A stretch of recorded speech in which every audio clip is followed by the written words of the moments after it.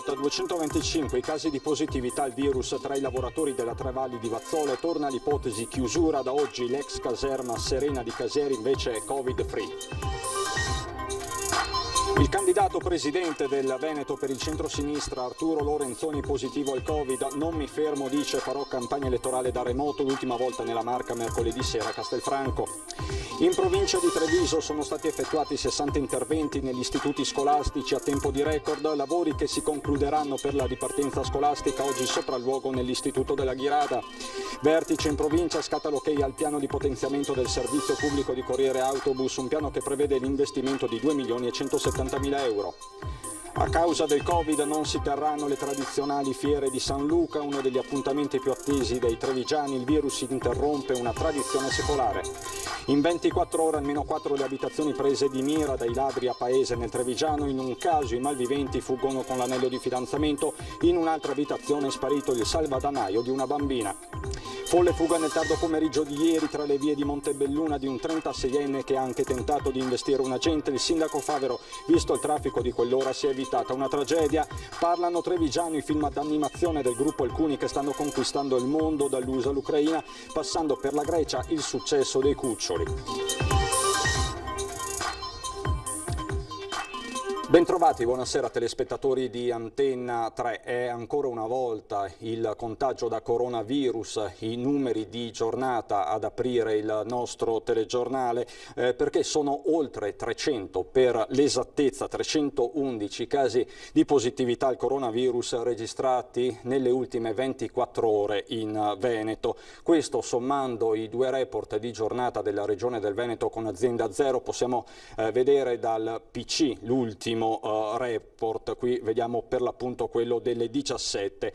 I decessi ospedalieri ed extraospedalieri passano dai 2.125 di ieri sera ai 2.130 di stasera, e questo quindi sempre nelle 24 ore. Maglia nera ancora una volta la provincia di Treviso, 142 i casi nelle ultime 24 ore sui 311 di cui appunto parlavamo a livello regionale, 1 su 2 quindi a livello percentuale. Incidere anche la contabilizzazione dei casi registrati nella seconda metà di agosto in un laboratorio privato, parliamo di 45 casi, e poi diversi vacanzieri di ritorno. Ma la situazione che fa più discutere ci porta ancora una volta a Vazzola, alla Tre Valli, dove continuano a crescere i casi e dove si ritorna a parlare di chiusura.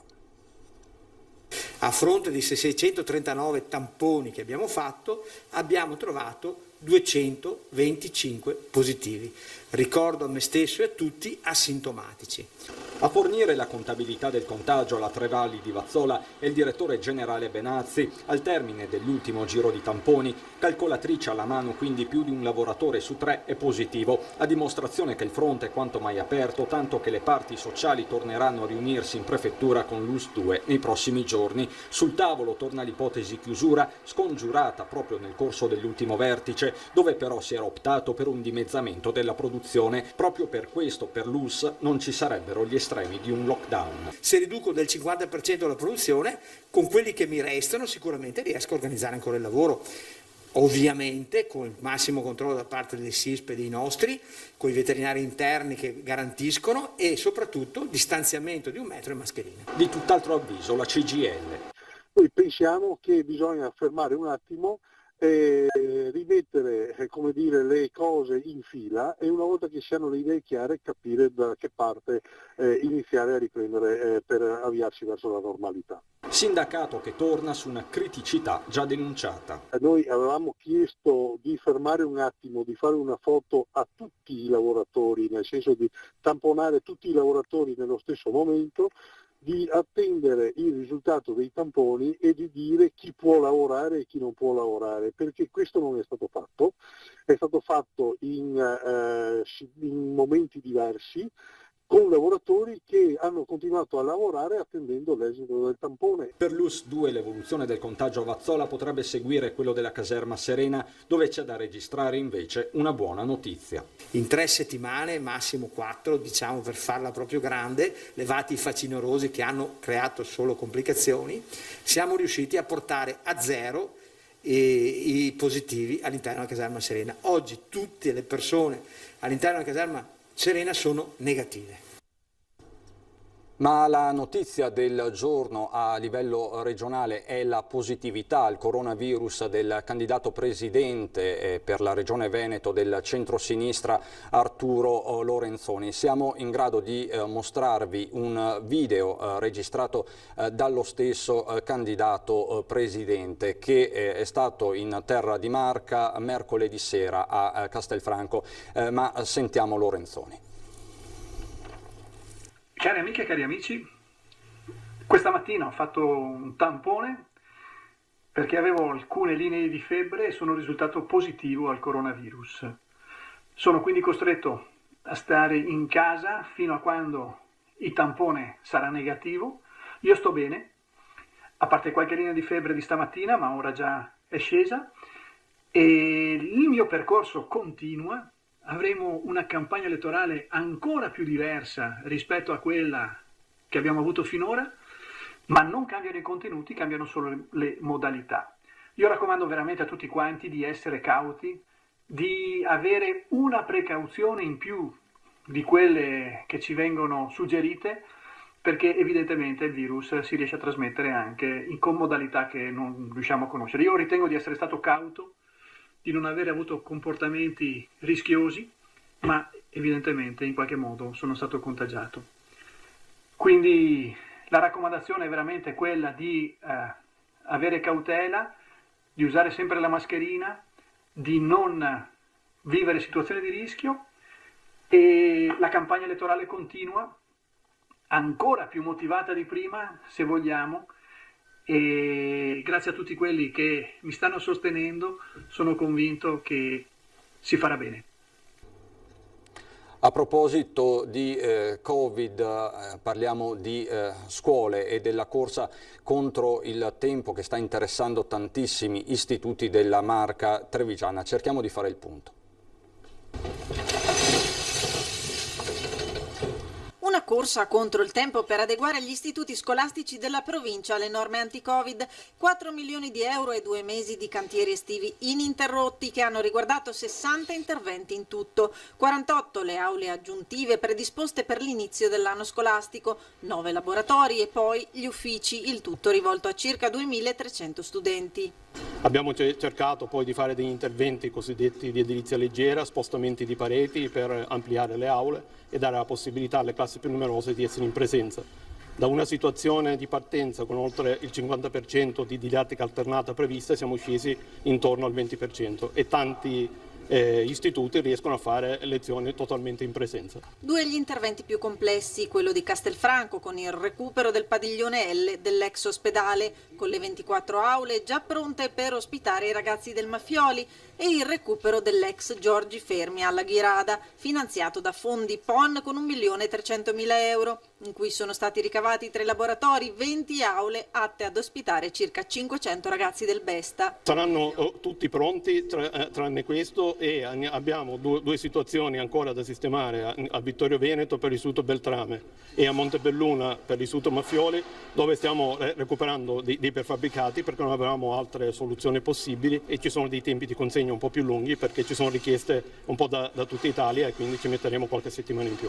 Per il resto gli interventi che aspettavano a noi di interventi edili li abbiamo già fatti tutti. Oggi il sopralluogo all'Istituto della Ghirada che fotografa l'avanzamento dei lavori che si protrarranno fino al 12 ottobre, data in cui sarà consegnato agli studenti, dagli infissi all'impiantistica, alla riqualificazione energetica, ai servizi igienici, alla palestra che sarà anche a disposizione della comunità, alla riorganizzazione degli spazi per consentire il distanziamento. Non utilizzeremo quindi attrezzature mobili, quindi banchi mobili, sedie mobili e altre cose del genere, e abbiamo già concordato anche con la preside una disposizione di aule e laboratori in modo che siano consono per l'inizio dell'anno scolastico del Besta. E tema strettamente connesso a quello della scuola è il settore dei trasporti. Scatta il piano di potenziamento nella Marca. Approvato il piano operativo per gli autobus proposto dalla Mobilità di Marca, un piano di potenziamento che fa i conti con 1.500 km giornalieri di percorrenza in più sui tratti urbani e 3.600 km in più sulle tratte extraurbane e costi da coprire, pari a 2.170.000 euro ripartiti nei 10 mesi scolastici, circa 200.000 al mese. Tanto serve per incrementare il servizio rivolto alle scuole, portandolo al 100% dell'efficienza, andando così a compensare la riduzione del 20% di capienza dei mezzi imposta dalle linee guida nazionali con più corse. Oggi il vertice con l'ente di governo, l'ente concessionario dei trasporti, che ha dato l'ok al piano autobus. Abbiamo accolto la proposta formalizzata, la inoltreremo ai ministeri competenti con la conseguente richiesta di finanziamento. Ad oggi i mezzi reperiti da ditte di autoservizi private sono 29 messi in campo dalla Confartigianato su un centinaio in totale che ne servirebbero. Il condizionale d'obbligo perché il servizio sarà poi modulato in base alle esigenze che emergeranno dopo il 14. Le variabili sono ovviamente gli orari differenziati delle scuole, l'inizio delle scuole ha un orario provvisorio e in più ci sono anche le problematiche di quanti studenti rinnoveranno l'abbonamento, perché ad oggi su potenziali 30.000 abbonati dell'anno scorso 15.000 circa hanno rinnovato l'abbonamento e quindi abbiamo anche questa incognita qua. Infine resta l'interrogativo sulla copertura dei costi. Sono stati messi a disposizione 200 milioni dei 400 che finanziavano il fondo delle mancate entrate e quindi sostanzialmente dovremmo avere la capacità anche finanziaria, dovrebbero darcela. Rimane aperta la questione del fondo delle mancate entrate, c'è un impegno del governo di rifinanziarlo e auspichiamo che questo avvenga presto in modo tale da dare quella serenità che serve alle aziende del trasporto nazionali venete per poter continuare in tranquillità il loro servizio. Ma nuovi problemi sul fronte dei trasporti potrebbero sorgere in diversi comuni della Marca. Sul fronte parliamo del servizio degli scuolabus. Rischia di iniziare anche con il caos trasporto, il nuovo anno scolastico in diversi comuni della Marca.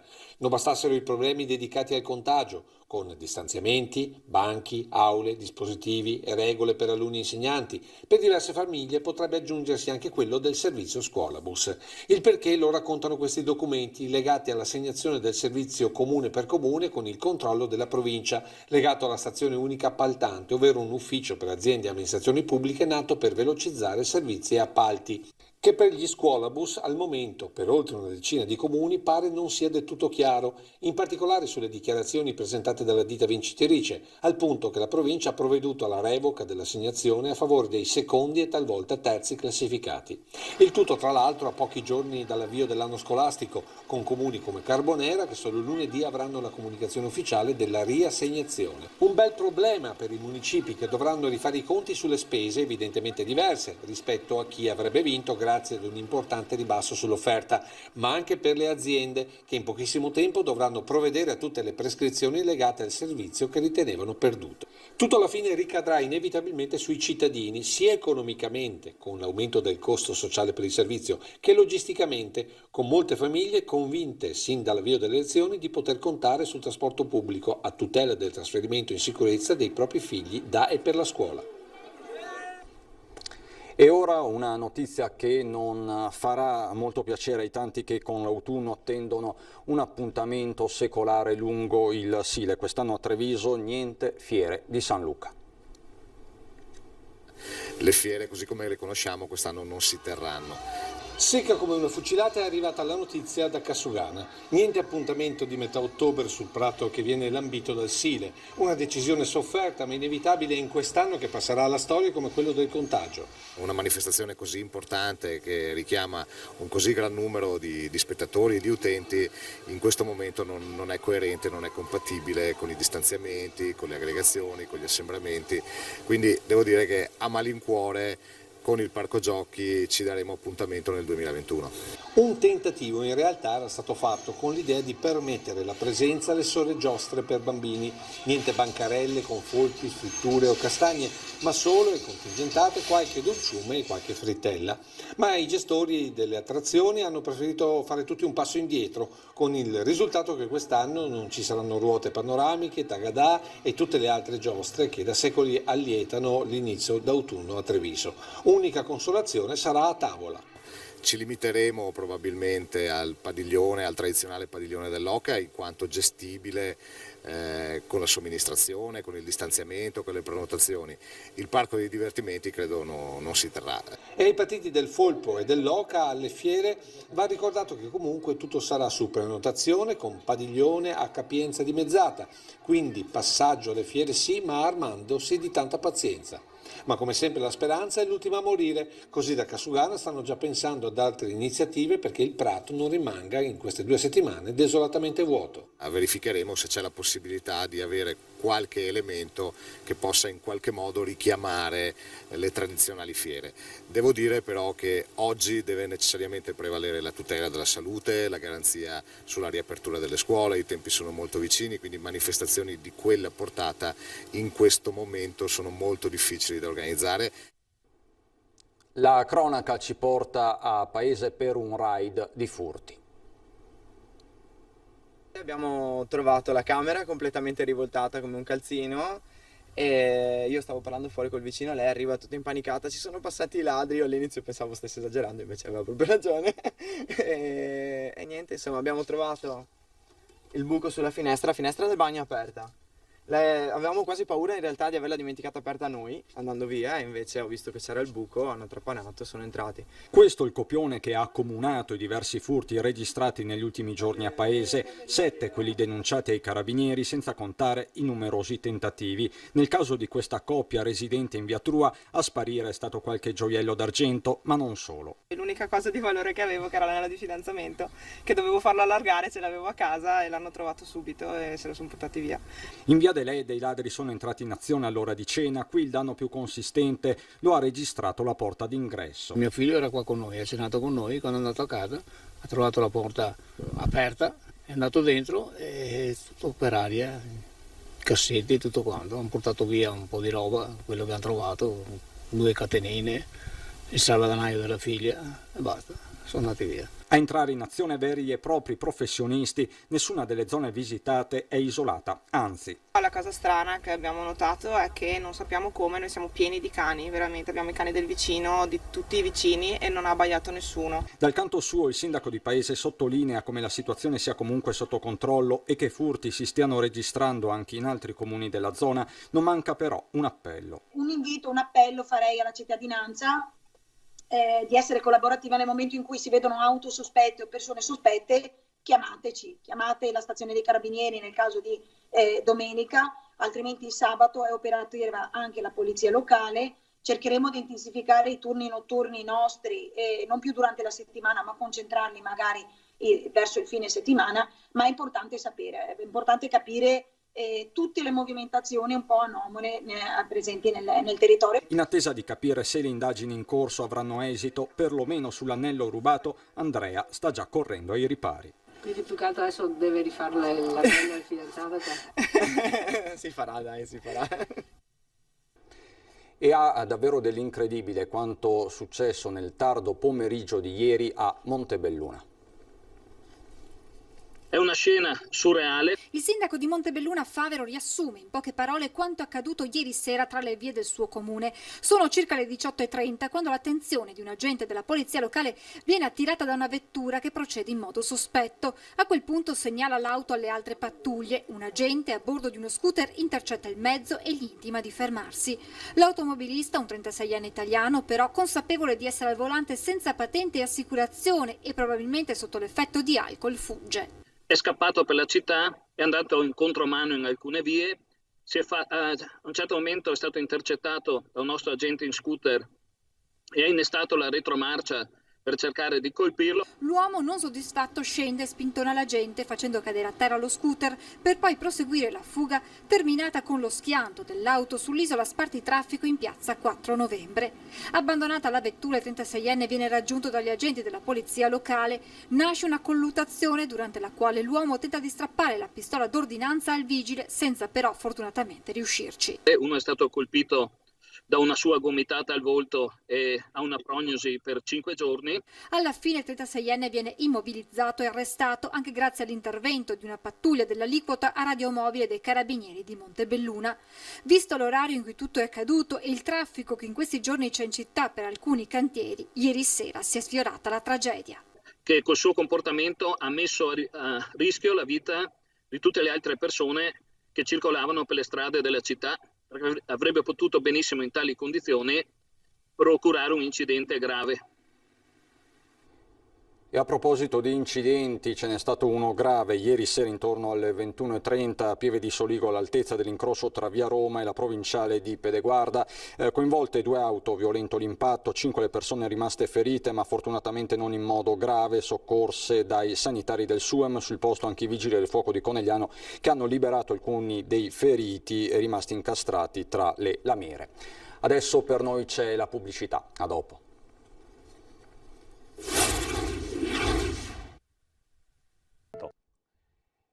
Di nuovo in diretta per parlare della conquista del mondo dell'animazione dei più piccoli da parte del gruppo teatrale e di animazione Alcuni. Ciao a tutti, Mini Cuccioli sono un successo grandissimo, ma adesso quello che volevo dirvi anche a te è che anche il loro... Pensi che non lo sappia? No, anzi, pensavo che tu non lo sapessi e a questo punto te lo dico. I cuccioli, che sono un po' i loro genitori, sai come si usa? I Mini Cuccioli sono uno spin-off dei cuccioli, stanno avendo un successo straordinario in tutto il mondo. Spin-off, che cosa vuol dire, scusa? Te l'ho detto prima. Allora, tu fai una storia, no? Questa storia ha successo, si fa lo spin-off.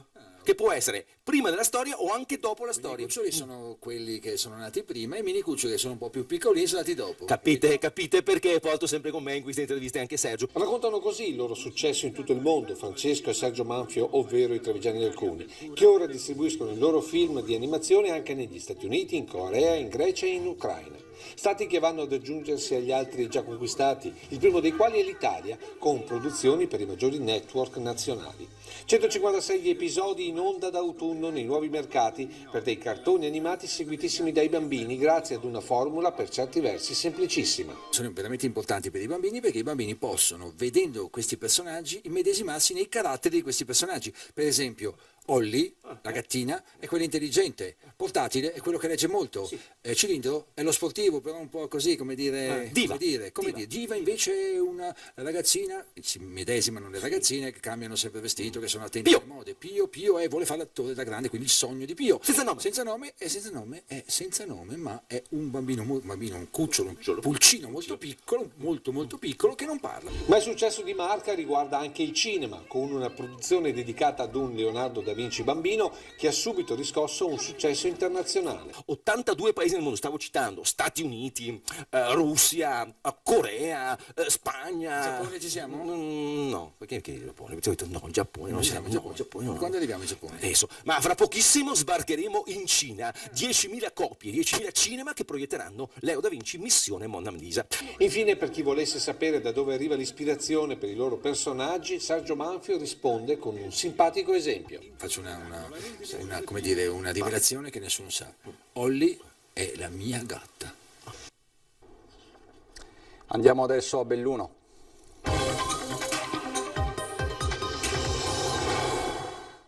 A Belluno, dove questa mattina in provincia si è fatto il punto dei trasporti in vista dell'apertura dell'anno scolastico. Analisi puntuale dei servizi corsa per rispettare le linee guida che prevedono l'80% di capienza massima dei posti. Dolomiti Bus è pronta al 110%, dice con soddisfazione l'amministratore delegato Natalia Ranza, seduta al tavolo provinciale dei trasporti che stamattina a Palazzo Piloni ha fatto il punto in vista della ripartenza della scuola. Stiamo già programmando un'intensificazione di oltre 10% sulle corse di punta, che sono circa 15 mezzi sui 145 che noi utilizziamo normalmente. I mezzi suppletivi entreranno in servizio laddove se ne verificherà la necessità, perché fino ad ora la società di trasporto pubblico locale ha potuto solo accertare un grave ritardo nella sottoscrizione di nuovi abbonamenti. Sui 2.000 previsti, sono 7.000 quelli totali, ad oggi la raccolta si è fermata solo a 200, sicuramente a causa della grande incertezza che si è sviluppata in questi ultimi mesi. Cerchiamo di fare tutto possibile, in prima garantendo appunto il 110% del servizio, quindi gli stessi orari dell'anno scorso e un rafforzamento sulle aste più frequentate. Il secondo tema è che abbiamo messo in campo un sistema di rimborsi anche con modalità online per cercare in ogni modo di facilitare. L'occasione, ha detto il presidente della provincia Padrina, è quella di sollecitare le famiglie a sottoscrivere gli abbonamenti perché il servizio è sicuro. Diverso l'impegno, questo sì gravoso, di ricordare ai ragazzi l'obbligo di indossare la mascherina. Porterò tutto questo al Comitato Ordine e Sicurezza che è coordinato dal prefetto di Belluno, il quale ovviamente mi auguro mi possa dare anche la disponibilità di avere delle forze dell'ordine che possono assicurare queste verifiche. Io ho comunque anche fiducia nei ragazzi che insomma dopo diversi mesi possano avere la responsabilità di comportarsi e di indossare le mascherine e che non ci sia bisogno di un controllo. E ci sono delle criticità anche per quanto riguarda la ripartenza degli istituti superiori bellunesi. I moduli no, non ci sono perché sono strutture un po' particolari, dobbiamo andare in cerca proprio di ditte specializzate che li facciano. Sarà un avvio di anno scolastico particolare quello dell'era Covid, non tutti gli istituti hanno la disponibilità di spazi tali da garantire il distanziamento degli studenti e allora la provincia di Belluno da mesi sta lavorando per andare incontro ad ogni necessità. Per alcune scuole è bastato accelerare interventi di edilizia leggera, per altri come il liceo scientifico Galilei di Belluno la situazione è un po' più complicata. Ricordo, sono un modulo con 6 aule, più servizi e bidelleria per il liceo Galilei e un modulo con 5 aule, sempre servizi e bidelleria per gli istituti Calvi Renier. L'appalto è stato formalizzato questa mattina, ma ci vorranno un paio di mesi pieni affinché i moduli diventino in tutto e per tutto le aule scolastiche, a partire dalla realizzazione dei sottoservizi. La situazione più critica, non lo nascondo, è quella del liceo scientifico Galilei, che è in forte sofferenza proprio perché la struttura stessa della scuola non è nata come scuola ma è nata come orfanatrofio, per cui ecco, immaginiamo. Importante l'impegno dell'amministrazione provinciale anche dal punto di vista economico. A fronte dei 500.000 euro dei fondi PON, la provincia ha aggiunto altri 300.000 euro, ha fatto la richiesta di finanziamento per questi moduli e per queste tensostrutture e per anche altri affitti che però non sono ancora arrivati, tanto per dire questi moduli hanno un costo di oltre 1,4 milioni che la provincia anticipa. Traffico paralizzato sulla 51 di Alemagna tra Fortonia e Longarone, inizio di weekend fuori stagione con sorpresa stamattina per gli automobilisti diretti sia verso nord che verso sud, imbottigliati per colpa di un cantiere di ANAS a Faè di Longarone, dove oltre al restringimento di carreggiata si è aggiunto un semaforo a complicare le cose. La circolazione così è andata letteralmente in tilt, con il presidente della provincia Roberto Padrin che si è subito messo in contatto con il capo compartimentale di ANAS del Veneto, perché a questo punto è necessario trovare una soluzione al problema che d'ora in poi non sarà più soltanto turistico. Ennesima predazione del lupo in provincia, stavolta a farne le spese è stato un allevatore di Cornei dal Pago in una zona a ridosso dell'abitato. 4 le pecore sbranate, altre 6 da abbattere per le gravi ferite causate dall'attacco. Il lupo sta diventando un problema sociale e di difesa del suolo, scrive in una nota Massimo Bortoluzzi, consigliere provinciale delegato a difesa del suolo e protezione civile, che si appella al Ministro dell'Ambiente per una decisa presa di posizione. E da Belluno, Treviso è tutto anche per questa sera. Adesso ci sono le previsioni del tempo. Vi ringrazio per l'attenzione, buon proseguimento.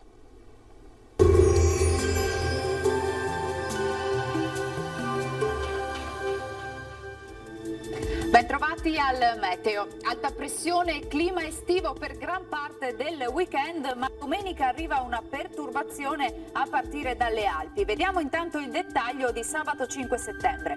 Sul Veneto generali condizioni di bel tempo, sarà ampiamente soleggiato su tutte le province della nostra regione, cielo sereno e limpido solo con qualche innocua velatura. Temperature gradevoli, minime fino a 19 gradi, valori massimi compresi invece tra i 27 e i 30 gradi all'incirca. Ci spostiamo ora sul Friuli Venezia Giulia, dove avremo tutto sommato la stessa situazione con sole prevalente, tempo asciutto e stabile con cielo sgombro da nubi. Temperature minime tra 15 e 20 gradi, massime sui 26-29 all'incirca. Uno sguardo infine alla situazione del Trentino Alto Adige, sempre tanto sole ovunque, qualche addensamento sui settori di confine con occasionali acquazzoni. Temperature minime sui 16-17 gradi, massime invece intorno ai 29-30 all'incirca. Dal Meteo di Antena 3 per ora è tutto, grazie per l'attenzione e arrivederci al prossimo aggiornamento.